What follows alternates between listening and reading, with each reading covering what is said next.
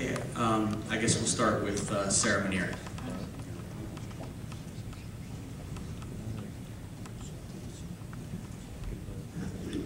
I've heard that that is the case. If you serve 2 years in the House, should you get a retirement for the rest of your life? No. I mean, you work other places so many years before you can qualify or be vested even to get retirement. And it shouldn't be any different with that to Congress. I mean, if you serve 2 years and then the next year you get defeated, and what you say, we make $179,000 the rest of my life, no. That's just not a good thing. That can be changed, and it can be changed legislatively. Tom Stark. That is in fact the case, and no, I don't believe it's right. Our veterans who stand on the front lines and fight for us in protecting our freedoms get at best 50% after 20 years. So if you take 2 years as being a tenth of that, that would be about 5%, would be a comparable amount, and I'm not even convinced that after 2 years, perhaps if someone who served out the full length of the term limits, whatever they happen to be, might get some kind of a token payment because they're not paying into Social Security, but very little. I just don't see the point. You're there for a temporary thing and you're coming home, and that's the end of it. You go back to your life. Matt Warner. I heard part of Governor Chris Christie's speech to New Jersey, and man, he's right on it. Okay, he gave an example of somebody that a guy who had put in $120,000, and yet over the life expectancy of his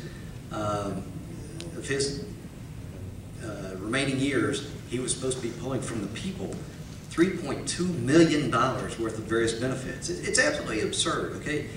Everybody here gets that. We all know that the world has changed. The economics of this world has turned upside down. Members of Congress are no different than the people, anybody else. If it doesn't work on Main Street, if it doesn't work in your kitchen, it shouldn't be working at Congress. Okay, so let's be fair. So I would support this 28th Amendment proposal out there that the congressmen have to abide by the same rules that everybody else does. And so, yeah, we need to go back and just restore some common sense, common decency to government programs, and this is one that's way out of line.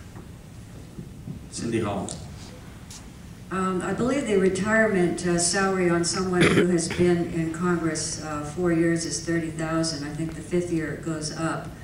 I don't see any reason why an elected official should get a full salary for the time they spend. I don't know, perhaps a percentage, 10% or something like that for retirement, something that they could possibly live on. But the first 2 terms, it's $30,000. Thank you.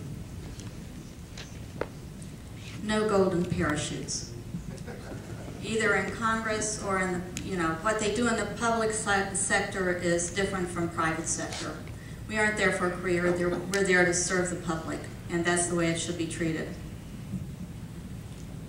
28th Amendment. David McKim. If we're unable to pass term limits, the most effective secondary program that we could institute in Congress would be no benefits, no retirement. People won't stay if it's proper, if you're phrasing that question the way I understood it, that they could benefit by staying there. I don't think anyone in Congress, either their retirement benefits or their health care benefits, should be any better than anyone else out here that deals with that.